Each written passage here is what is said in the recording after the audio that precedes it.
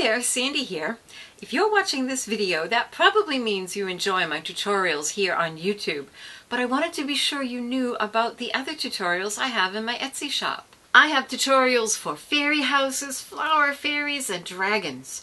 Tutorials for fantasy cabochons, peekaboo polymer pendants, and loads of tutorials for fairy garden accessories, such as a bird bath, a wishing well, a glowing lamppost, and the sweetest little acorn mailbox you ever did see. There are toots for jewelry, figurines, and even some home deck pieces. The Vines and Flowers pen is a particular favorite. There are two different types of classes in my Etsy shop: PDFs and videos. Whichever kind you choose, you receive a complete supply list with product links and links to helpful resources. You'll be able to download your classes instantly so you can start creating right away. And yes, you can even download the videos to keep for your personal use forever. I have created every tutorial with care and attention to detail, with a focus on making all the steps as clear and understandable as possible. Here's what other customers have to say about my classes. The links will be in the upper right and also down in the description box.